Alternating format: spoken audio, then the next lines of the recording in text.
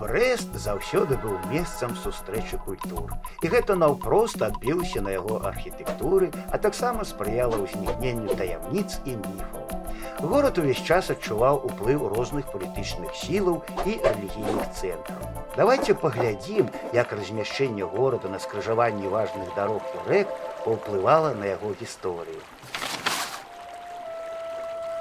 Старажытны Берасць быў заснаваны пры ўпадзенні Мухаўца ў бок у часы, калі галоўнымі шляхамі зносін былі рэкі.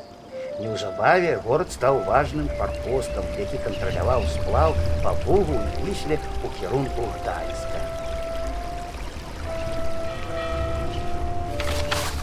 З утварэннем Вялікага княства Літоўскага ўсё большую вагу набывалі сухапутныя дарогі.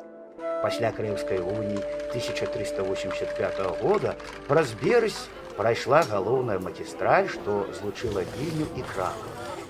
А польскі храніст Ян Длугаш называў яго портам і варотамі ў Літву і Русь.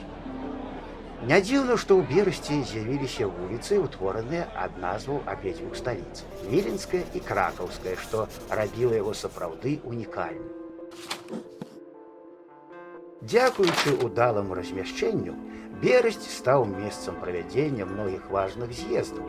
Сюды часта прыязджалі манархі, а ў 1409 годзе на нарадзе ў Берасці Ягайла і Вітаўт склалі план вайны з крыжакамі, якая завяршылася перамогай у вялікай бітве пад Грунвальдам. У горадзе над Бугам адбываўся кожны 5-ы сойм Вялікага княства Літоўскага, на якія збіраліся манархі і знаць для вырашэння дзяржаўных спраў. У 1596 годзе на саборы ў Берасці была заключана знакамітая унія. Дарогамі праз Берасць актыўна карысталіся таксама купцы. Залатым векам у гісторыі горада стала 16 стагоддзе, калі берасцейская мытня кантралявала амаль увесь гандаль паміж Вялікім княствам Літоўскім і Польшай. Тады ж узрасло значэнне Берасця на гандлёвым шляху, які звязваў маскоўскую дзяржаву з Еўропай праз Смаленск, Барысаў і Менск, а сёння з'яўляецца галоўнай дарогай Беларусі. Пасля ўтварэння Рэчы Паспалітай Берасць апынуўся ў цэнтры гэтай вялізнай дзяржавы, а яго значэнне для ваеннай лагістыкі істотна ўзрасло.